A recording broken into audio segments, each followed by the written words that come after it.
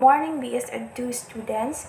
For today's discussion, we will tackle about my story analysis of the novel 1984 that was written by George Orwell.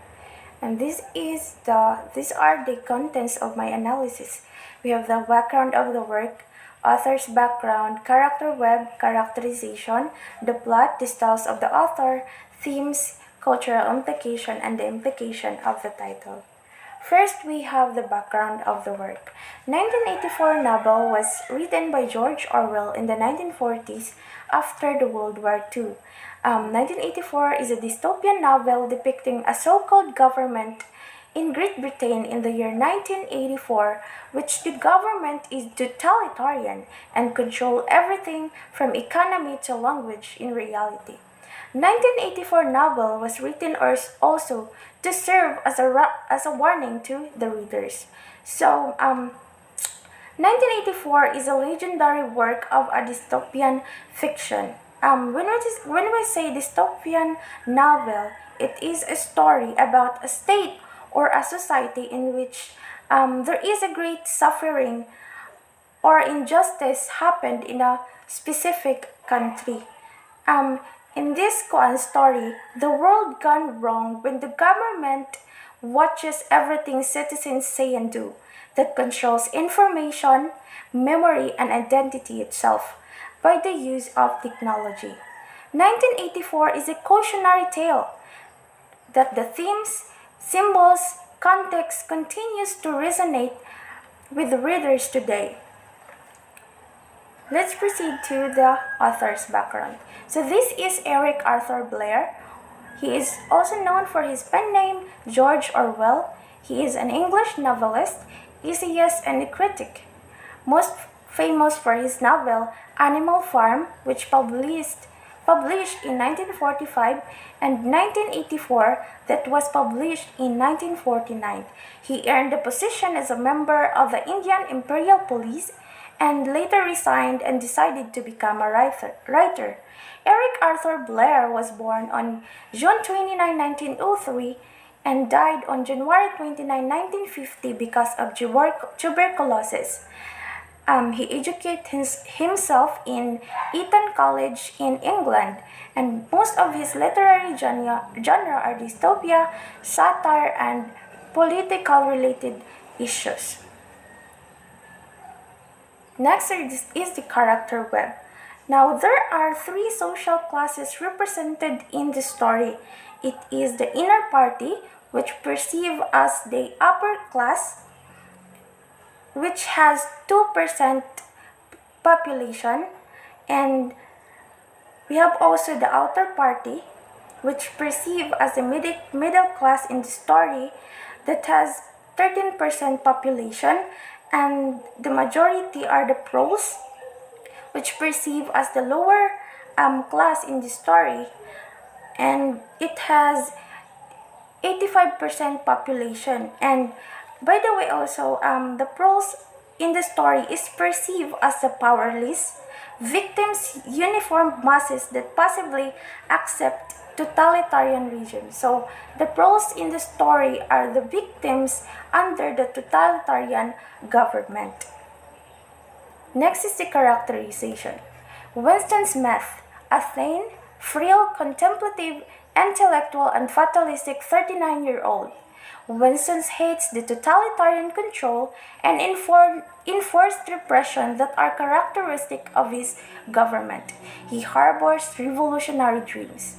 Julia, she is Winston's lover, a beautiful dark-haired girl working in the fiction department at the Ministry of Truth. Big Brother, the perceived ruler of Oceania, is an extremely important figure. Everywhere Winston looks, he sees posters of Big Brother's face bearing the message, Big Brother is watching you. O'Brien, a mysterious, powerful, and sophisticated member of the inner party whom Winston believes is also a member of the Brotherhood, the legendary group of anti-party rebels. Emmanuel Goldstein, another figure who exerts an influence in the novel without even appearing in it. According to the party, Goldstein is the legendary leader of the Brotherhood. He seems to have been a party leader who fell out of favor with the regime. In any case, the party describes him as the most dangerous and rebellious man in Oceania. Mr. Charrington, an old man who runs a second-hand store in the Pearl District, kindly and encouraging. Mr. Charrington seems to share Winston's interest in the past.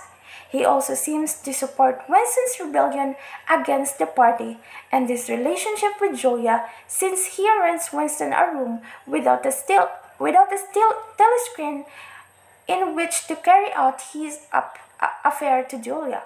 But Mr. Charrington is not as he seems. He is a member of the thought police. So let's proceed to the plot. Winston Smith and the Totalitarian Country.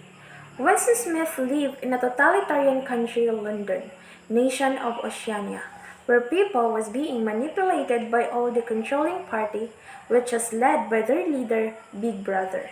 Winston Smith works in one of the four ministries that serves as the entire government of Oceania. The ministry names and functions are as follows: the Ministry of Truth, which regulates all forms of media, entertainment, and arts; the Ministry of Peace, which presides over all aspects of war; the Ministry of Love, which is a form of judicial system; and the Ministry of Plenty, which governs economic affairs. There, the government tries to control every aspect of people's life, like how people spend every minute of their time, even in private. Aside from that, the party is forcing the implementation of an invented language, newspeak, which attempts to prevent political rebellion by deleting all words that related to it. So, the government in Oceania, referred to as Big Brother, that uses cameras and listening devices to constantly observe all of its citizens. Besides, there is also a secret police force that is dedicated to report both rebellious thoughts and general misbehavior to the appropriate authorities, and they are called as the Thought Police.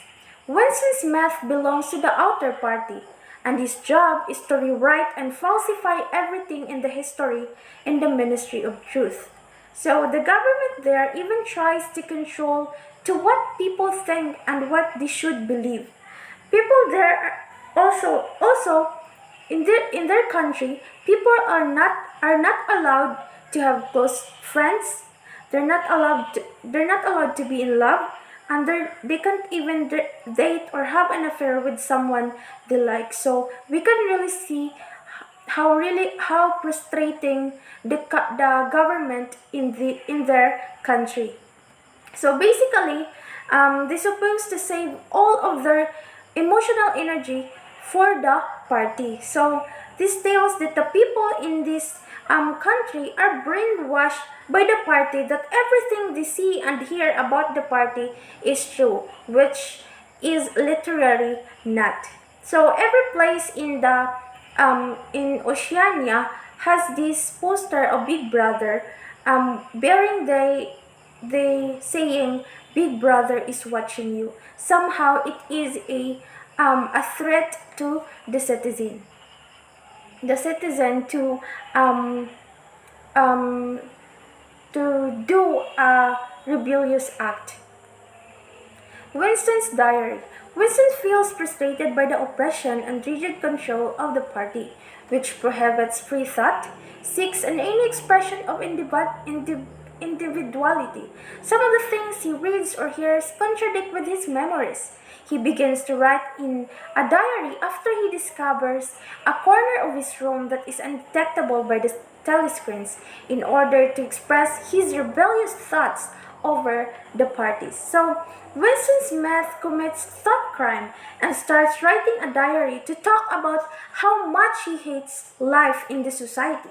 Even though writing a diary is one of the things should be killed for doing if you were get caught by the government. So the diary is his place for thinking about the society, a place where he tries to imagine if life could possibly be different from the way it is. So, however, there's no way for him to know if things were ever different before because the government has changed all of the records from the past and rewrite all of the history books. So, in Winston's writing, he writes the the highlighted um the highlighted writing down with Big Brother. So in this writing, we can really see how determined Winston is to commit a rebellious crime. The dark-haired girl.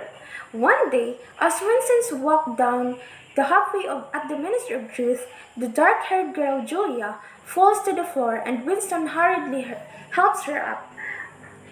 On the way up, she carefully handed Winston a piece of paper, and instead of opening it, he awaits at his desk for 5 minutes. And inside the paper, it is the penmanship of Julia saying he loves Winston. So after reading it, Winston can't believe it, and even feels more interested to to Julia.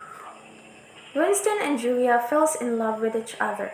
After the encounter in the halfway, Julia and Winston managed to start their affair. They planned and meet each other somewhere. They kissed, have sex, and share their mutual disgust against the party.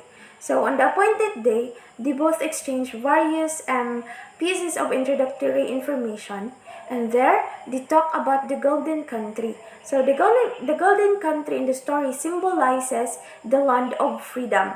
Um, it somehow represents the hope of mankind, which is opposite of the world they live in, where no one is free to think for themselves. So, sounds risky, right? Winston and Julia continues to meet up in secret. After a while of not seeing each other, Winston and Julia decided to meet again. This time, Winston rents out of room about Mr. Charrington again, considering their last encounter was difficult. This time, Julia brings makeup, real tea, real coffee, and sugar. There, Winston realizes the party has subjects the pro to live in a dirty and unpleasant place, and are given substitution for everything, while the party member gets to live in riches, enjoy good food and other extravagances. The two have sex in bed and sleep.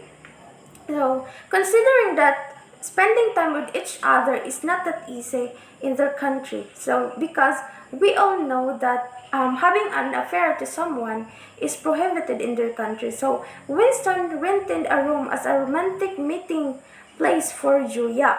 There, the couple tried to smell the real smell of real coffee, the taste of real sugar, the colors of face makeup that Julia put on her face, and all the feelings that go with the things that the party fails to let them experience.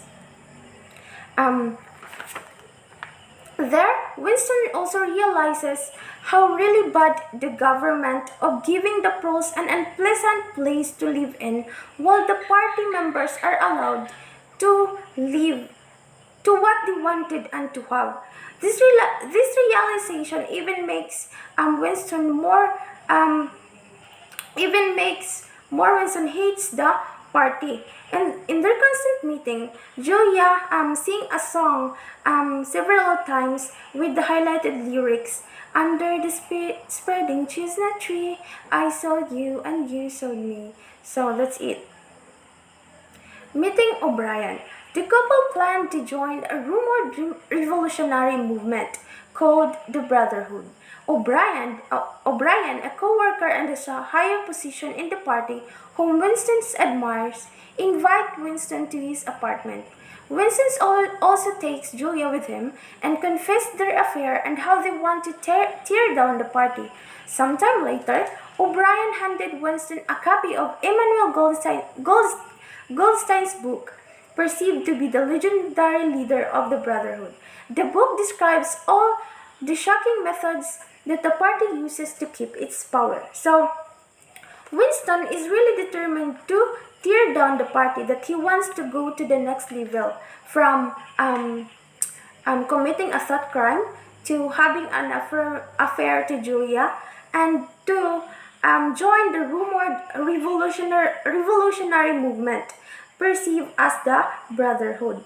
Finally, the moment he had been dreaming about for so long finally happened. O'Brien made his move to speak to him outside of work, inviting him to come to his apartment. There, O'Brien also confessed that he is also a member of the Brotherhood. So later on, O'Brien gave Winston a book of Immanuel Goldstein containing the oligarchical collectivism practiced by the party to keep its power. Oligarchical collectivism is the economic and political system of Oceania, or it refers to a system ruled by a small group of elites in which the society is collectivist in the sense that ownership is state-controlled rather than private. Next is Winston and Julia got caught. Winston and Julia awoke to their destiny. A voice behind the picture they had often talked about while enjoying their private life spoke with an iron voice. It informed them to not move and that the house was surrounded by the thought police. As Mr. Charrington walked with a changed appearance, the couple knew that they were looking at a member of the thought police. So unfortunately, Mr. Charrington arrested Winston and Julia in the secret room together with the thought police. So definitely, it turns out that Mr. Charrington is also a member of the thought police, which are dedicated to report the general misbehavior of the citizens. So it is obvious that Mr. Charrington only pretended to be in support with Winston's rebel against the party and their relationship as a couple. Next is the Winston's torture. Winston was separated from Julia and taken to a place called the Ministry of Love. Winston's also found that O'Brien, too, is a party spy who simply pretended to be a member of the Brotherhood in order to trap him into committing an open act of rebellion against the party. O'Brien trapped Winston to an electric machine, raising his forefingers and asked Winston how many Winston see. 4. Winston's replied. Every time Winston says 4, the amount of pain done by the electric machine increases until he agreed that anything O'Brien wants him to believe is true. So, after they got captured, O'Brien spends months torturing and brainwashing Winston, who struggled to resist at last. During a moment of wakefulness, he hears O'Brien's voice saying, "Don't worry, Winston, you are in my keeping. For 7 years, I have watched over you. Now the turning point has come. I shall save you. I shall make you perfect." There, O'Brien made Winston to believe that the equation 2 plus 2 equals 5 is true, which is a symbol of the lies that the party presents as true and the people accept as such. Yet literally, the equation is obviously false, but the people call it true because the party says it is true. So let's proceed to the continuation of Winston's torture. However, Winston's make a horrible mistake one fateful night. While dreaming, he cries for Julia's name that triggered O'Brien to send Winston to room 101, the final destination for anyone who opposes the party.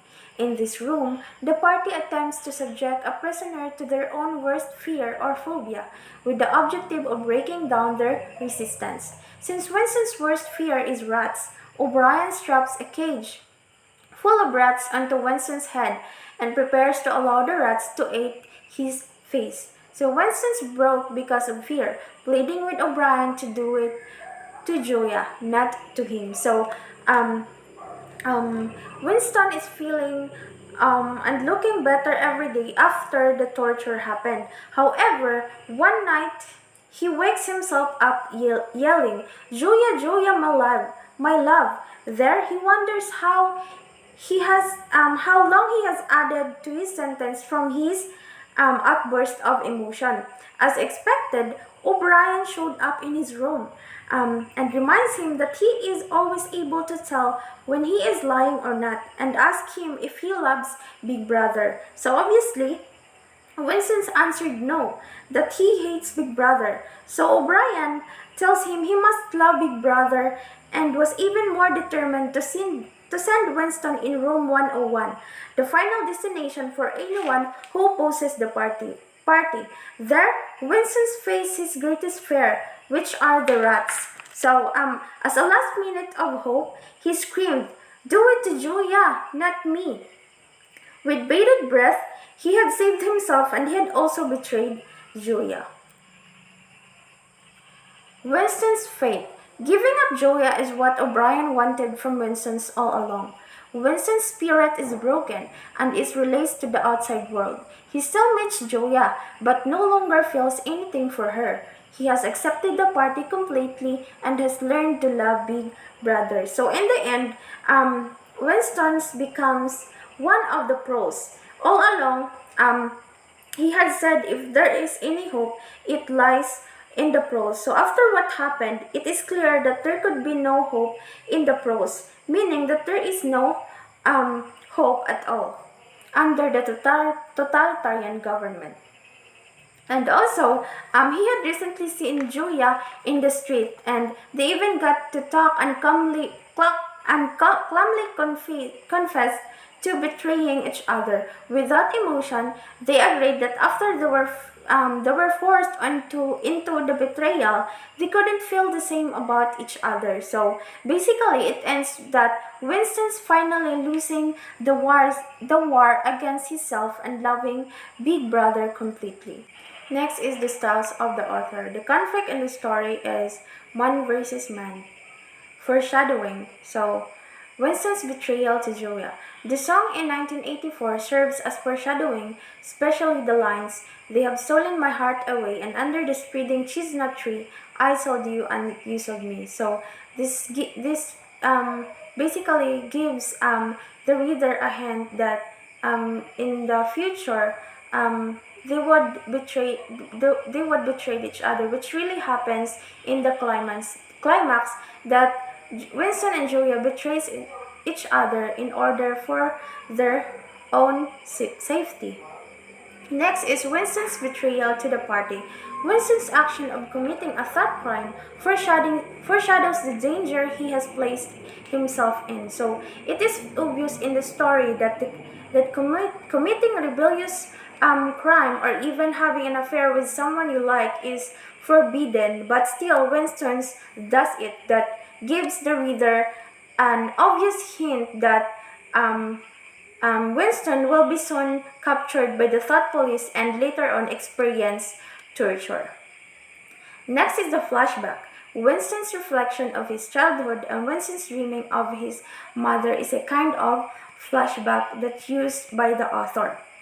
So one of the reasons why Winston started the rebel is that in his childhood he could still remember peace in the country, even though that the ruling government recently insists that there's not, because probably they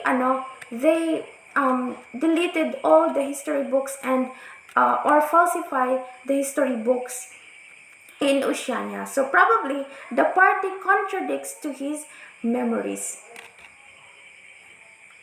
Next is the themes.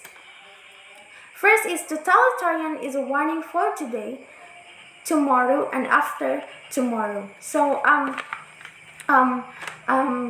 this tells that the primary focus of the novel is to warn the human race of the totalitarian regime, Orwell somehow showing us that in life with government, things aren't what they seem. So he is urging us to look deeper. Also, he is warning us not to be ignorant and encouraging us to think for ourselves. Next is people's lives lie to the telescreen. So the story also shows the importance of the telescreens that symbolizes omnipresence of big brothers. So basically, used to oppress, manipulate, and control the population of Oceania. Next is absolute power corrupts absolutely. The novel also talks about having power corrupts a man or lessens his morality, and the more power man has, the more corrupted he will become. So this basically relates to the government who manifests injustice to a country. Next is once discomfort leads to the betrayal of the loved one. So, diba, in the end, Julia and Winston's happen to betray each other for their own safety and to unfasten the suffering they experience. Um, Also, I also included the party slogan, which is the war is peace, freedom is slavery, ignorance is strength. So, this party slogan is also a theme that means the party could endlessly engage in a war to keep peace in the country. The slogan also describes the reality of accepting two mutually opposing beliefs simultaneously is correct. So let's proceed to cultural implication. The culture that is implicated in the story are the oligarchical collectivism, totalitarianism, oppression, manipulation, and social standard or ranking. The last one is the implication of the title.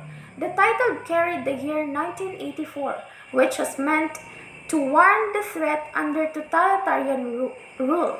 Also, it indicates that the date implication hold the most significance and that the circulation of the story discusses the totalitarian regime in 1984.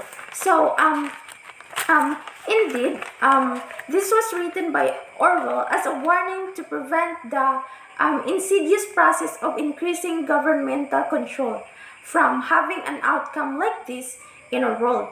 So, somehow, had given us a short glimpse into a potential future based on the current direction of government that is as relevant today as was when it was written. So, I guess this is the end of my discussion. I hope you understand and I delivered my report well. Thank you and God bless.